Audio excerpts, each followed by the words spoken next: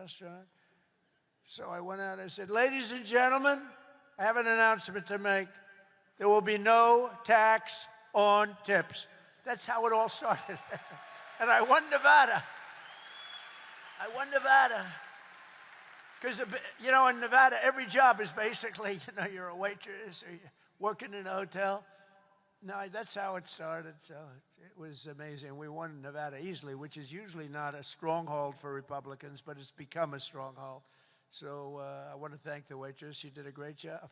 But when she said those words, sir, there should be no tax on tips, it's amazing. Somebody else would hire a consultant, pay them millions and millions of dollars. They'll come back. And they'll say, sir, I think you should absolutely tax tips. And you'll lose the election. But we also have 100% expensing for all new factories, plants, and equipment, so your businesses can write it off all in 1 year. And that's a lot of jobs you're doing and producing. That was, to me, the biggest thing in the first bill. But this is even better because this goes for a 10-year period.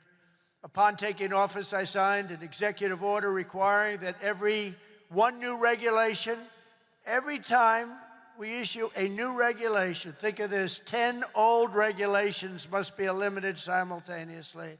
So if we give you one, you get rid of 10. And so far, for 9 months, we're exceeding that.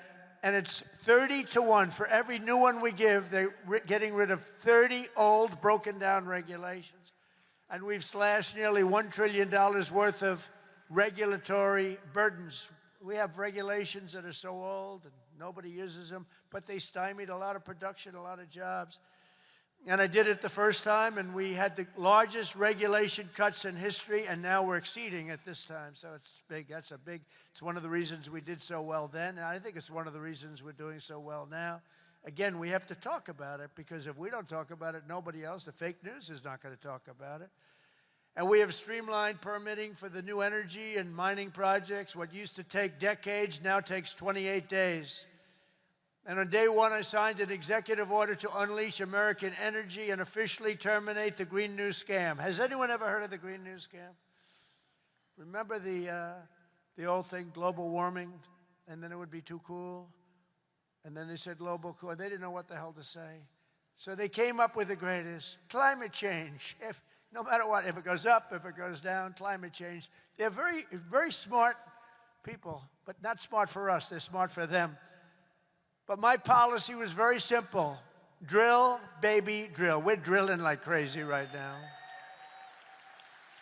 And to curb inflation, we've slashed the size of government for the first time in years, and we're waging total war on waste, fraud, and abuse like we've never done before. Since January, 100,000 bureaucrats have left the federal payroll. Government spending is down 2.5% this quarter compared to 1 year ago. Think of that.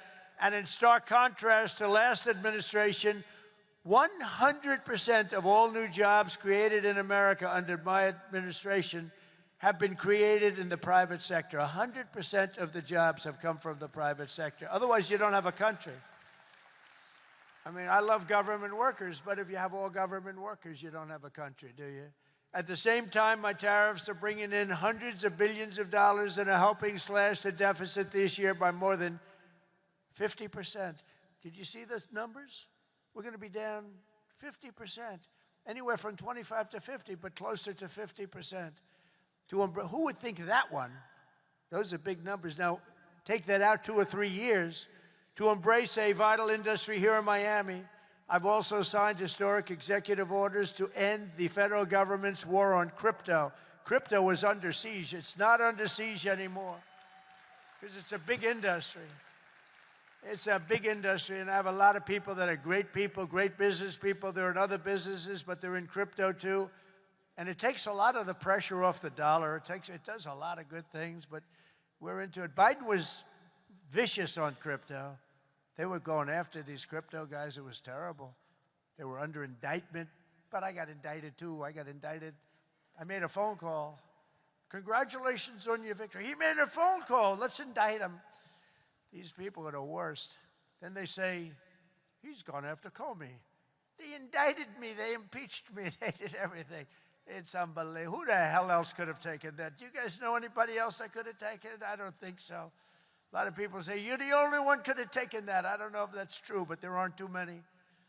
We're making the United States the Bitcoin superpower, the crypto capital of the world, and the undisputed leader in artificial intelligence. We're leading China by a lot. And don't forget, if we don't do the crypto properly, China wants to do it. They're starting it, but they want to do it. Other countries want to do it. If we don't do it, it's a big industry. We're honored to be joined today